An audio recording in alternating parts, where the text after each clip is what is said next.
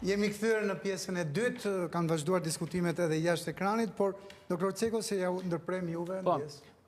Nëse shikojmë ekonominë evropiane dhe industritë në Evropë, kapacitetet industriale, Evropa, kapacitetet për punuesit naftës për shembull janë vetëm 30% e kapacitetit teorik. Kështu që ata kanë nevojë për nëse do marrim siderurgjinë. Çfarë është siderurgjia? Prodhimet e metalurgjisë i marrin të përgatitura dhe i marrin dhe i përpunojnë edhe më tej për t'i bërë pjesë për makinat e gudion. Siderurgjia evropiane punon me 40% kapacitetit për shkak të çështjeve të lëndës së parë.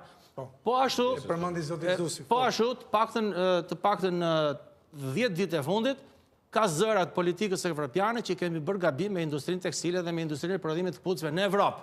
Sepse kemi larguar në një kohë që tani është ajo që ne kemi partnerë që janë afër Evropës, i kemi në kufi, aty mund të prodhojmë diçka dhe të vinë edhe sikur 5% të produktit ta përpunojmë brenda vendit, t'i vëmë stampën, sa për dhënë garancinë, dhe brenda. Dhe këto janë elemente shumë të mira që ne duhet i shfrytëzojmë. Ka një qasje në Evropë që më përpara se të themi do bëjmë turizëm, do bëjmë ndërtim, do bëjmë inxhinjeri, softuteri, ku diun, do të shikojmë 3 elemente që janë krijueshmëria, inovacioni dhe standardet. Krijueshmëria, inovacioni dhe standardet nuk janë sektor. Janë qasje. Krijueshmëria është të gjithë sektorët. Inovacioni mund të bësh të gjithë sektorët. Standarde mund të bësh të gjithë sektorët. Pra, nëse ne duam me vërtet të thithim investimet huaja, ne duhet të synojmë rreth të parë ky trinomi, krijueshmëri, inovacion, standarde. Investimet të zgjuara që quhen ndryshe. Ku? Në turizëm. Ka mundësi në turizëm të bësh krijueshmëri, inovacion dhe standarde sa të dush ka. Në industrinë e prodhimit tekstile dhe të këpucëve, sa të dush ka vend për krijueshmëri, inovacion, standarde. Në industrinë e ndërtimit, a këtu duhet të shikojmë çik mirë. A duhet jemi prapë te modeli të ndërtojmë pallate apo duhet i drejtojmë punimeve civile? Ka një mundësi shumë të mirë Shqipëria që t'i lëm pallatet, që edhe tregu të lehtësohet i çik edhe çmimet mos të bien, ta mbajmë çik të fortë industrinë e ndërtimit të banesave, duke ju drejtuar punimeve civile, po punimet civile bëhet fjalë për ura, rrugë, spitale, shkolla, infrastrukturë, krijueshmëri, inovacion, standarde dhe një qasje të re ndaj materialeve të ndërtimit. Po ne këtu i kemi shansin. Shqipëria në pllëmbe gurësh. Materialet të ndërtimit i kemi në gjithë territorin e Republikës së Shqipërisë, po duhet një qasje shkencore për të menaxhuar këtë lloj burimesh, këtë lëndë të parë ndërtimi që kemi ne. Patjetër pastaj sektori energjetikës, ne kemi bërë revolucion në energjinë e gjelbër. Evropa po thot, energji e gjelbër, reduktimi i emetimit dioksidit të karbonit, që ne kemi 96% e kemi tillë. Italia nuk është budallaqe që do të bashkëpunojë me Shqipërinë për energjinë. Sepse i ka vënë penalitete Bashkimi Evropian Italisë për centralet bërthamore. Kështu që taksa karbonit që e kanë shumë të 4 centralet bërthamore të Italisë e kanë kaluar të gjeneratën në cilën mund të ishin eficiente. Italia, Franca, Gjermania po mendojnë për centralet bërthamore të gjeneratës 5. Paralelisht me energjinë e gjelbër. Projekti më i fundit. Paralelisht me energjinë e gjelbër. Franca paralelisht dhe mund vjen mirë që Macroni e ka gjetur Shqipërinë si piket për të hedhur idenë e Ballkanit. Franca synon që 35% e energjisë ta prodhojë nga hidrocentralet rurale. Dhe pjesën tjetër nga termocentrale. Zona rurale ka me bollok, kështu që të njëjtën qasje tani pa edhe Gjermania, në një kohë që Bullgarisë dhe Rumanisë, edhe pse i kanë bërë disa lëshime për të përdorur centralet e vjetra bërthamore, i kanë vënë i kufi. Ashtu është.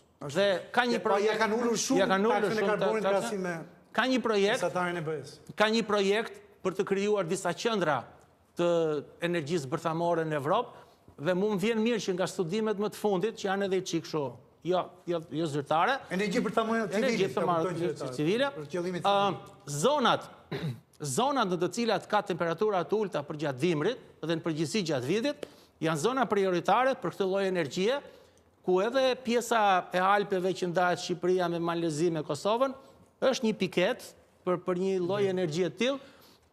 Minimalisht kërkohen diku te 8 miliardë euro për të sjellë këto teknologji.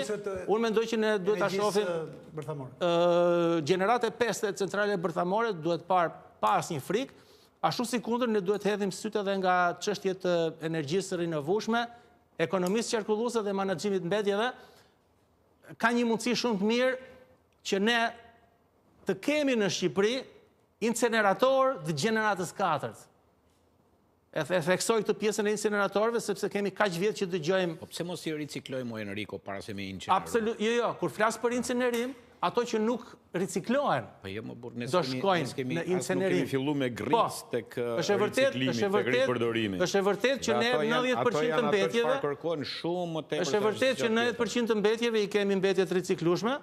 Por nëse ne themi investimet tuaja, industrira, gjëra, ne nuk riciklojmë as 5-6% të mbetjeve. Ne çojmë në incinerator zhapat e Shalqinit. Zoti Shtjefni, nëse mbaruat, doktor Çeko. Është organik.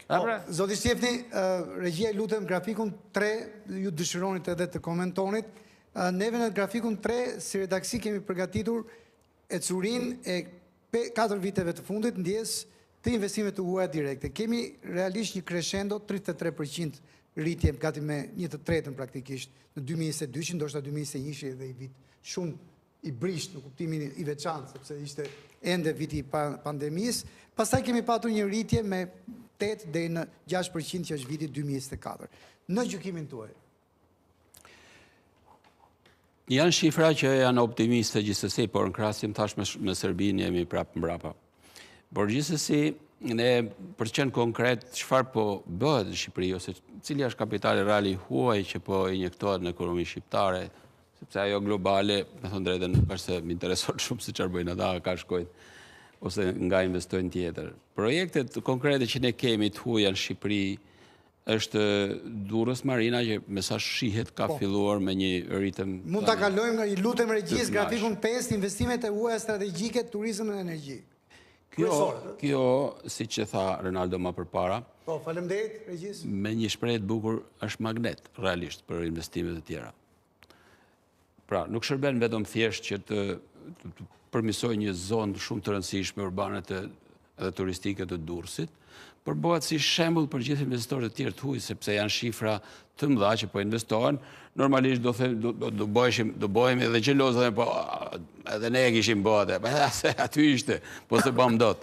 Kështu që ai është i mençur. Se nuk e bën për 30 vite. Është i mençur, është i zgjuar, normalisht do fitojë, se s'ka për të as për barazim, as për një fitim minimal, ka ardhur që të fitojë sa të mundet, por në ana tjetër fiton gjithë vendi sepse bëhet një magnet realisht për të rrëqen investimet tjera të huaja. Dhe çfarë ndodhi? Fill pas ti vjen Kushner për Sazanin dhe Zvernecin. Pra ka një lidhje të dyja. Eksakt, po vjen edhe aeroporti i Vlorës, bum për një herë. E cilësojmë, zoti Kushner, ju ishit i Po, unë këto investitorë të huaj dhe këto investime të huaja që tani po vinë, që janë të mëdhaja dhe nuk i kemi pasur luksin për 30 vjetë që t'i shikonim. Kishim vetëm një investim serios në qimento që ishte Titani në Mamuros, si për në Male, që kap shifrat të mira, ose sa cemente fushkrues që ishin investimet të huaja të mëdhaja të mira, por nuk kishim të tjera. Nëse dalim jashtë dhe shikojmë kompani gjigante botërore që janë prezent, në Shqipëri nuk është se shohim shumë emra të tillë. Që këto investime tani janë konkrete dhe janë reale. Mirë presim 30 miliardin e Mazdarit, inshallah do zoti vinë me vërtet, por ajo që është konkrete, ne shikojmë këto tani që, okej, Sazan në Zverneci janë në projektim në fazë organizative, por pse erdhen këta? E di pse erdhen këta? Okej, stabiliteti politik, stabiliteti ekonomik i vendit, por dhe investime që kanë bërë biznesmenë shqiptar, kompanitë e mëdha, Green Coastet e Palaces, ose kemi këtu zonat të tëra urbane të Tiranës që janë zhvilluar në mënyrë shumë moderne, shumë të mirë, ose kemi investimet e mëdha që po bën në Shënpjetër, Lales. Janë disa kompani që vërtet kanë bërë lagje qyteti atje me standarde moderne. Ashtu Drimadhes, është Dërmiu, po tani po hapet fronti i Tales, ka filluar një kompani italo-shqiptare në Tale që ka bërë një mrekulli aty, dhe është bërë shembull tani që të vije Mane, Balkan Group, Balfin Group, që të vijë. Po tani, sot isha në zonën e Shëngjin Velipojës, pa atje sipër. Tani na erdhi dhe Riviera e Jugut na erdhi dhe në veri. Kështu që do jetë një bum realisht shumë i madh. rreziku qëndron që të mos qëndrojmë vetëm turizëm, që të shesim ato toka që kemi dhe ne po na vinë para nga gjitha anët, tani dhe ne shqiptarët të ulemi pashallar, të hikim nëpër botë dhe të prishim ato para që fitojmë. Sepse kjo do jetë drama nesërme pastaj. Duke shit pasuritë e vendit, 500.000 veta, ne duhet të zgjohemi që të bëjmë me vlerë pronat tona dhe punën tonë dhe të mos shesim gjithçka dhe të themi tani po jetojmë si pashallarë të hikim edhe të bëjmë turizëm. Shesi turizmi. Se okej, bëm turizmin, po turizmi bëhet për të shitur prodhimin vendas, turizmi nuk bëhet për të kënaqur të huajt. Po, prodhimi bëhet për të gatuar ushqimin tonë. Fatosi i citoi investimet e huaja në sektorë të ndryshëm të ekonomisë shqiptare dhe duket menjëherë të pronat e patundshme janë 379 milion vitin e fundit. Pra sfinojnë sa më shumë pronat paluajtshme, kanë para tepër andej, edhe vinë e blejnë edhe de facto kanë rritë gjithë çmimet e tregut tuk e ne. Nga ana tjetër, në industrinë nxjerrëse kemi parë një dështim, në industrinë nxjerrëse kanë investuar, po kanë shpresuar për naftën atje, ose janë ca kompani që ose minerat. Minjera, po.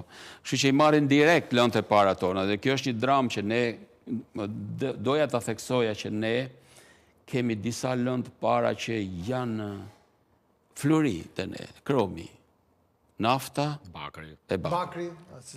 Ne kemi pas uzinën e telit që kemi bërë... Kemi qenë me një ekonomi mizerabel dhe kemi arrit të nxjerrim ato fluri, ato mineral fluri që kemi, edhe ti përpunonin brenda Shqipërisë. Sot nuk përpunojmë asnjërin prej tyre. Industria përpunuese që përmendet e zoti Izdusi me plot të drejtë. Nëse do ma japish 2 minuta fjalën. Po patjetër, zoti Izdusi, pastaj do bëhet seko.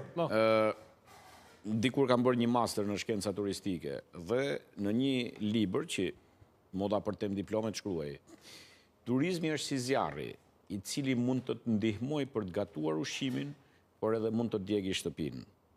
Kështu që ne duhet bëjmë një turizëm i cili na ndihmon për të gatuar ushqimin. Çfarë do të thotë kjo? Një turizëm i cili na shet produktet e vendit.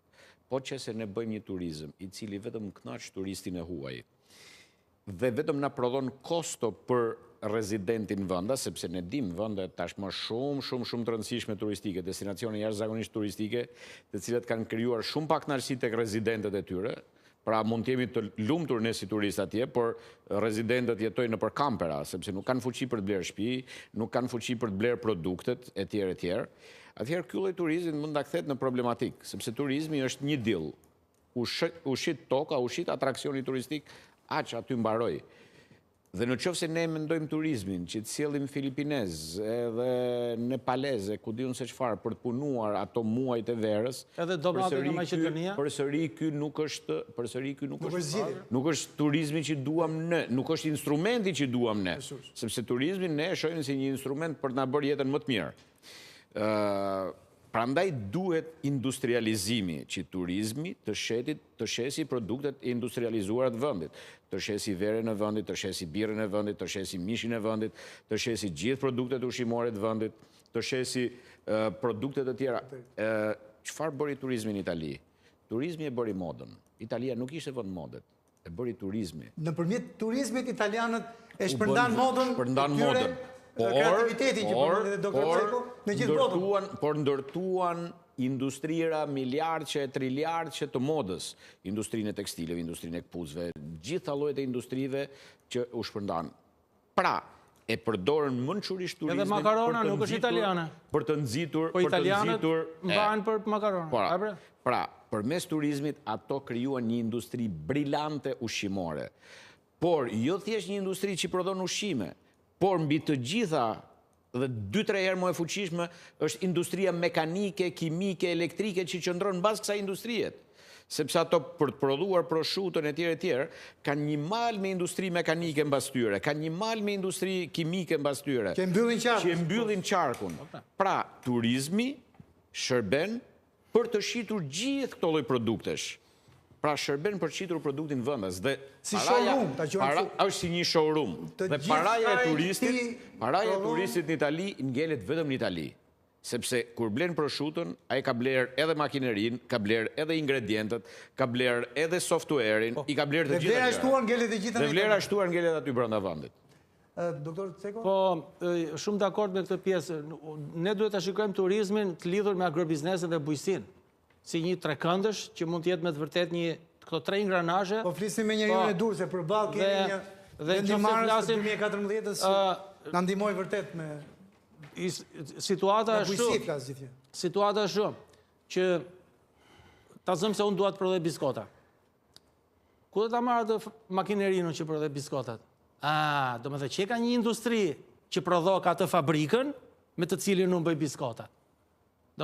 Kjo është ideja që po flet edhe Albani, që ne duhet të ndërtojmë një zinxhir të tillë industrish, që brenda këtij zinxhiri industrish të ndërtojmë një zinxhir furnizimi, filiera që quhet, dhe mbi këtë zinxhir furnizimi të krijojmë një sistem të planifikimit, monitorimit dhe të kontrollit të gjithë sistemit, që pasaj që të garantojmë që edhe ai huaj që do vi, mos vi thjesht bëj turizëm, po kur të vinë Shqipëri, thotë mendo, ore, çfarë biznesi mund të bëj këtu në Shqipëri, erdha e pash një javë në Shqipëri. Pas ka mundësi këtu. Pas ka mundësi për të investuar. Dhe nuk është thjesht vend për të ardhur, për të parë, për të kënaqur edhe për të larguar. Mund të bëj diçka. Tani kemi edhe këtë qasjen që kemi edhe këtë pjesën Polonia, Bullgaria, Ukraina, ku diun, janë ata që edhe po e vizitojnë Shqipërinë. Charteret e parë nga Ukraina dhe shumë mirë. Edhe janë edhe njerëz që edhe kanë parë botën, edhe që kanë edhe mundësi financiare. Unë mendoj që kur flasim për të pjesën e investimeve të huaja, mirë është që të hedhim syt te ajo që cili është modeli i investimeve, ose modelet e investimeve të huaja që mund t'i zhvillojmë, dhe këtu pasaj është vend që ha diskutim edhe në aspektin e mbrojtjes së interesave kombëtare, se nuk është thjesht ta hapim derën edhe të vinë investimet, po që kjo është një gjë që po me vërtet qeveria duhet ta shohë me interes. Me përparësi, sidomos qeveria e re që thamë. Zoti Pipiria, dua me këtë grafikun 4, pra me atë që ne quajmë tortën e investimeve të huaja të ndara, ta komentoj me ju. 379 milion euro, pra 400 milion euro është pjesa, llokma e tortës që merë sot, janë, do më të sektori numër 1 në vend për nga investimet e huaja. Që janë pasuritë e palueshme. Që janë pasuritë e palueshme, po të rritura me herë në krahasim 3-4 vitet të parë. Fatikisht kam qenë duke menduar pak gjatë, duke bërë analizë si kemi ardhur deri në këtë situatë. Mendoj që nuk është rastësi, nëse shikojmë të paktën 10 vitet e fundit, edhe pse është zhvilluar tregu në këtë situatë. Mendoj që ka qenë e qëllimshme vendimarrja e ekzekutivit, por ndihmuar dhe nga disa dinamika ndërkombëtare. Tregu nuk ishte ky, të paktën në 2014-2015.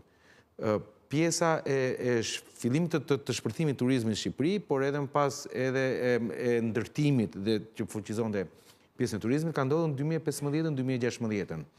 Lëvizjet e para kanë qenë pas Krimes.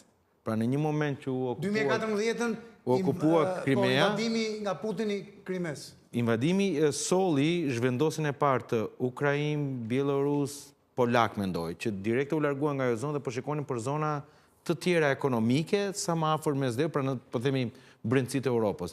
Kjo solli valen e parë. Vala e dytë e turizmit ka qenë në pandemi. Mos harrojmë që ne ishim ndër të parët shtetet të cilët u hapën. Ishim pa kufizime. Që erdhen. Mendoj që vala e tretë ishte në momentin që u parafruan në Shqipëri rrjetet e hotelerisë, rrjetet ndërkombëtare të hotelerisë. Folëm për Melian, pra, sot kemi Hayat, sot kemi Marriott. Kemi Marriott, Maritim, Intercontinental, Melia, Hayat, kemi Accorin.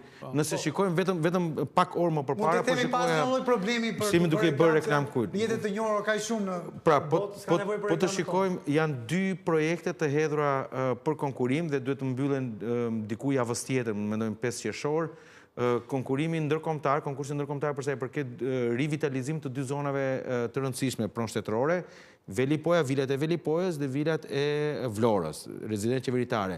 Në grupet që po konkurojnë, patjetër që ka sipërmarrës shqiptar dhe sipërmarrës nga rajoni, por të bën përshtypje që Melia dhe Akori janë pjesë përbërëse të grupeve që marrin pjesë. Për prona shtetërore që duhet të rijetësohen? Janë pjesë e projektit. Çka do të thotë që kjo valë dhe prezenca e këtyre rrjeteve nuk sollën vetëm investimet e tyre dhe know-how-n e tyre, por sjellin nga mbrapa dhe grupe investitorës dhe sipërmarrësit, Mund të thuhet- të cilët vinë nga Spanja dhe nga Zoti Nordiku. Biveria, që çdo metër katror, më fal, doktor Ceko, e trulloj ton tani është bërë të rejse. Po ka një problem tu. Po, dhe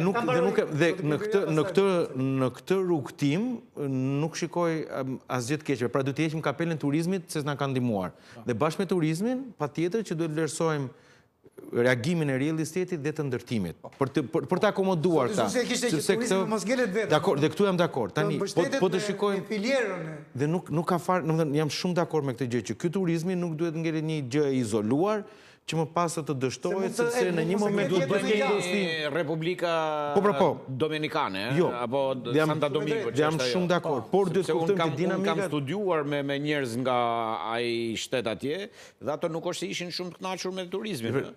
Atje ka resort Marim shembullin. por rezidentët, nuk janë shumë të kënaqur nga ajo punë. Marim shembull nga Evropa, ke Barcelonën ti që qytetarët Nuk kam problemin. Ke shembullin e Barcelonës, por mund të marrim shembullin e të mësojmë nga të mirat e të këqijat e Greqisë, të mësojmë nga të mirat e greqisë të Malizit, të mësojmë nga të mirat e këqija të Kroacisë. Sot rrugtimi i Shqipërisë, Greqia është një ekonomi e lëngjeve, të frutave dhe turizmit. Të mësojmë çfarë kanë bërë ata. Unë nuk po them që ne duhet ngelemi tek turizmi te real estate. Nuk jam këtu. Por në një farë mënyrë ecuria e Shqipërisë shpeshherë krahasohet me atë që ndodhi para dhe pas integrimit në Bashkimin Evropian të Kroacisë. Kështu që kemi mundësi të mësojmë nga ata çfarë mund të bëjmë më mirë. Nga ana tjetër, nëse do të ishim pjesë e samitit, ishin disa panele ku një nga panele pra më bëri përshtypje. Sot po jetojmë, sidomos pas pandemisë, në ekonominë e eksperiencës. Pra njerëzit sot, të pasurit të varfër, po kërkojnë eksperienca të reja në kuptimin të vizitojnë, kemi këto vite jetë që na kanë ngelur, të vizitojmë, të eksplorojmë kulturat të reja dhe vendet të reja. Kështu që roli i turizmit dhe roli i real estate dhe ndërtimit që mbështet turizmin sepse është çështje kapacitetet fund ditës. Nëse s'do të kishim këto kapacitete, ndoshta do i shërbenim shumë më keq. Këtë të mund të ndërtojmë mbi këtë dhe bie dakord që duhet ndërtojmë agrobiznesi ose përpunimi, ngritja e bujqësisë në nivelin që duhet të jetë. Dhe rriti përpunimit të bujqësisë është gjuna të importojmë, këtu po, kemi mundësi të bëjmë.